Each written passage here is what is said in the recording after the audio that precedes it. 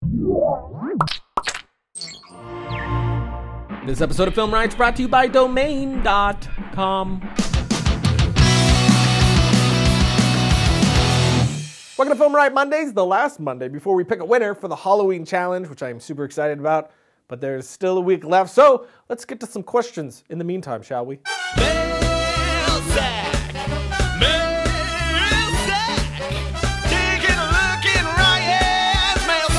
I watched behind the scenes of Tell, which was awesome by the way, and I was wondering how you kept the crew motivated into the wee hours of the night. That's a good question, and the answer is similar to casting. How do you direct great acting?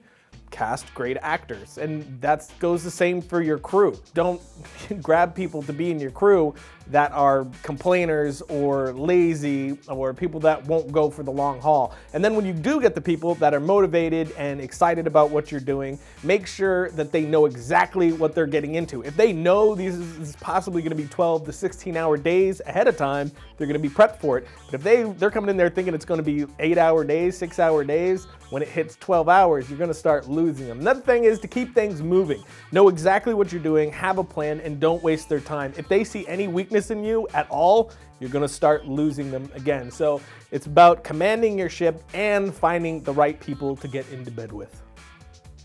You know what I mean. What do you think about the new GoPro Hero 3 cameras? I think it looks amazing. I mean, you got the GoPro camera. Apparently it's smaller and lighter, but now can do 4K.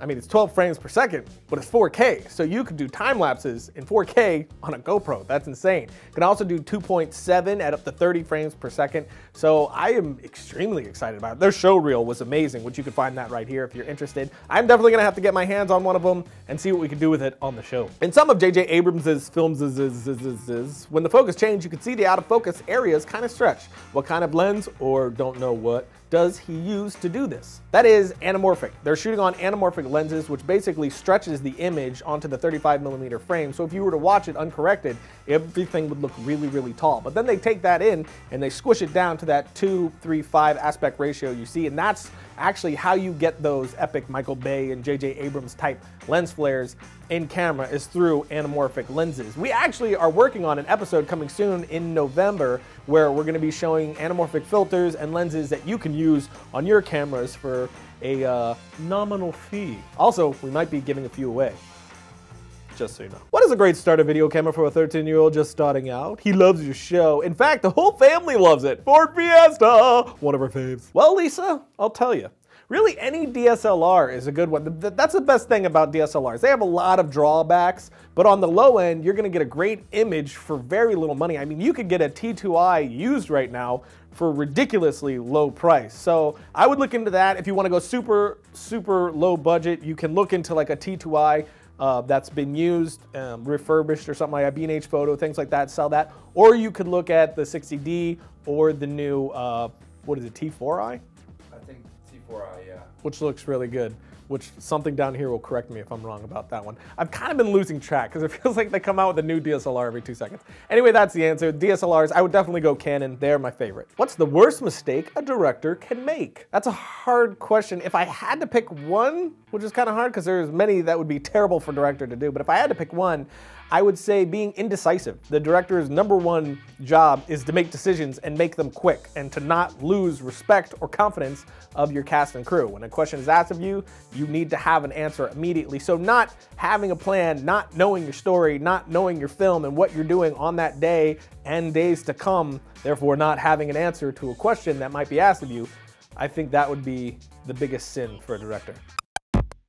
So if you're completing a film that you want to showcase on the internet, or you want to blog or do whatever it is you want to do, you're going to need a website, like we've told you a million times. And I really like that Domain is in so many episodes because I'm actually pretty big on this. If you're going to do anything on the internet, you should probably have a website, and Domain really is my favorite place to get your web hosting and domain name. The best part about Domain is how easy and clean they make everything. They got that domain discovery system to help you find the name that works for you. Even if the one you wanted was taken, it's going to give you a bunch of options, which is awesome. And also, you're going to get yourself a discount, 15% off when you use the promo code FilmRiot when you're checking out with your web hosting or your domain name. So check out domain.com, use the coupon code FilmRiot when you're checking out, and bazammy jammy, you got yourself a website.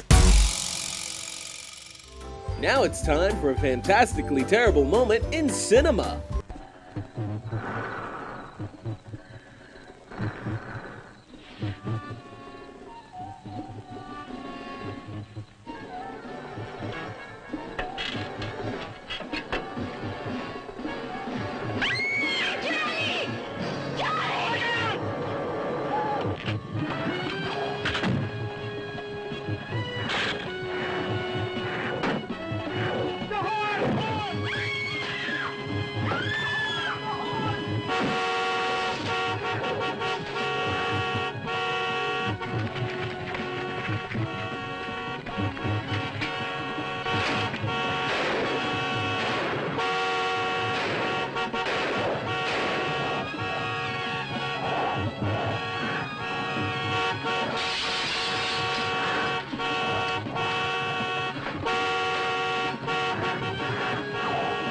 That was both fantastic and terrible. So that's it for this episode, but just to remind you, as we said in the beginning, there's only 1 week left to get your short film done. Actually, no. Not even. Like there's 4 days, actually, because it's Friday, and this comes out on a Monday. So you have 4 days to get your short film in. We've already seen a ton of submissions, some really great stuff. You guys, once again, are proving how talented you are, and thank you, all of you that are putting the hard work in and submitting into this contest. I'm really excited to see who's going to end up winning the over $2,000 worth of prizes. And you know there's a few people that are like putting like all their details in that have yet to submit. So I'm excited to see what comes. I've been loving everything that's come in so far. So don't forget, Friday, 12 p.m. CST this Friday.